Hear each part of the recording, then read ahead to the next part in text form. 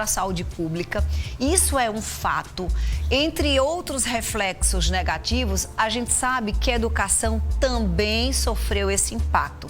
De acordo com a pesquisa divulgada no Datafolha, 4 milhões de estudantes brasileiros com idades entre 6 e 34 anos abandonaram os estudos, isso em 2020. É muita gente. Como retomar isso, né? É justamente sobre esse impacto da pandemia na educação que a gente conversa hoje no nosso quadro Lição de Casa.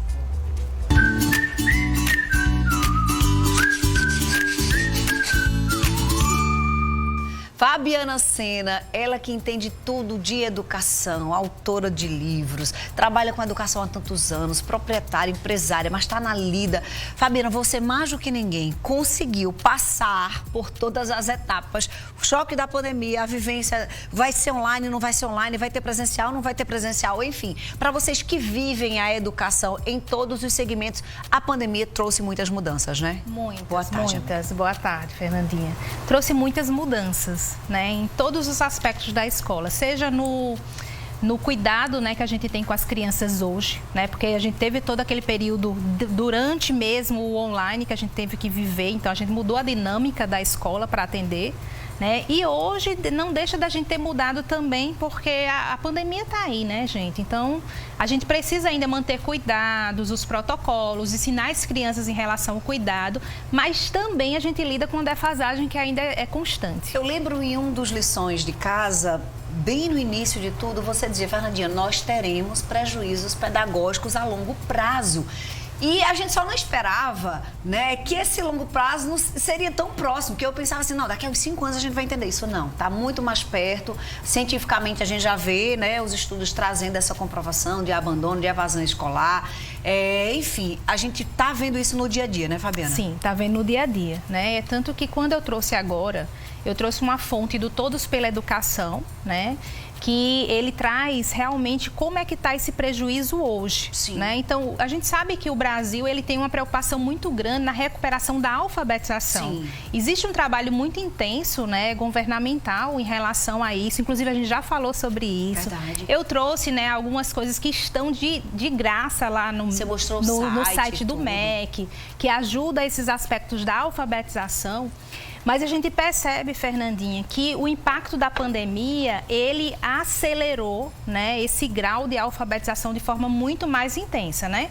Eu trouxe até um gráfico, né? Vamos ver o gráfico. Que vocês vão conseguir perceber como é que está essa evolução desse grau de alfabetização que tem acontecido. Então, a criança hoje de 6 e 7 anos, ela precisa já ter o processo de alfabetização iniciado. Na né? idade correta, né, Fabiana? Na idade correta, né? Porque como a gente já falou aqui, a gente sabe que esse processo hoje, ele começa aos 4 anos. Então, quando as crianças, elas começam a ter contato com as primeiras letras, né? Que elas conseguem reconhecer essa letra, trabalhar a questão fonológica. Com 5 anos, ele já começa a ter aquele momento de já saber o que é uma sílaba, juntar sílabas, ler as pequenas palavras, né? Então, esse processo precisa iniciar aos 4 anos.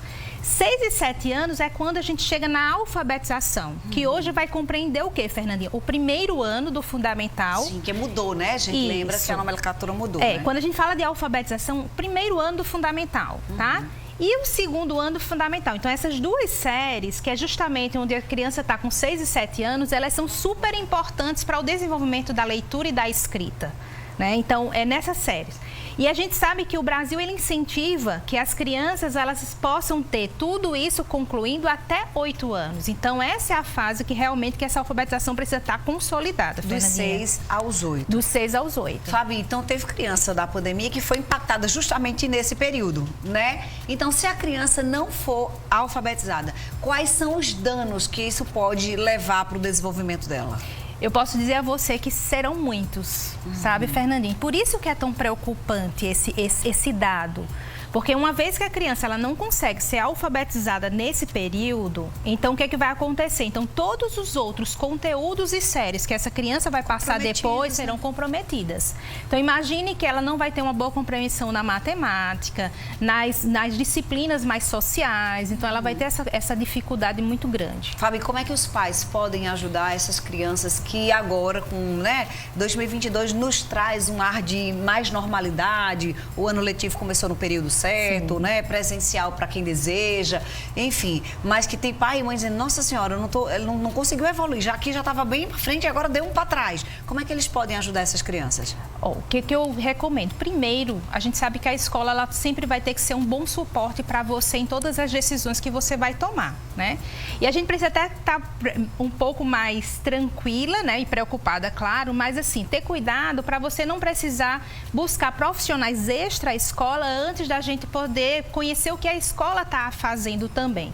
Todas as escolas, Fernandinha, sejam elas privadas ou públicas, elas vão ter que fazer alguma programação para recuperação, né? Porque por mais que a gente, como escola particular, que é a minha vivência mais direta, a gente fez todo um planejamento no período que a gente precisou ficar online, nesse período ainda que está dentro da escola, mas ainda tem aquele momento de criança fora, né, no online.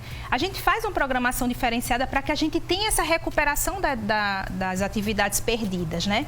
Como também na escola pública da mesma forma. Então, todo mundo está agindo desse jeito. Porém, o que acontece? Está com dificuldade, você percebe que as atividades estão sendo insuficientes, procura a escola.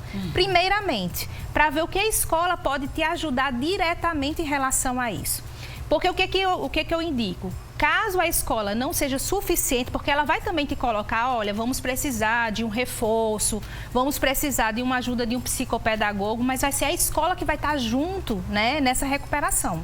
Ou seja, sobretudo, estabeleça comunicação, diálogo, parceria com a escola, porque aí sim vão encontrar o melhor caminho para recuperar esse tempo, esse prejuízo que a pandemia continua trazendo. Fabi, a gente adora ter você aqui no nosso programa, trazendo luz para a gente desse tema tão necessário que é educação. E no Instagram da Fabiana tem muito conteúdo postado interessantíssimo. Eu sou fã, tô lá curtindo tudo, acompanhando. Ela chegou aos 4.000 seguidores, tá bombando. Se você vai lá acompanhar também. Parabéns, viu, Fabi? Obrigada. Eu gosto que ainda tem um pouquinho de vida, né? Porque todo mundo tem que ter vida, pois né? É, então tem lá um pouquinho da vida, da família. Então segue lá, @Fabiana Sena Monteiro, Sena com N só, não é o de Ayrton Senna, não. Não. Tudo normalzinho. Fabiana Sena Monteiro. Você vai lá seguir, que tem muito conteúdo. Quarta que vem ela tá de volta. Beijo, meu amor. Obrigada, viu? Tchau. Fala com Fabiana, deixa eu falar do colega.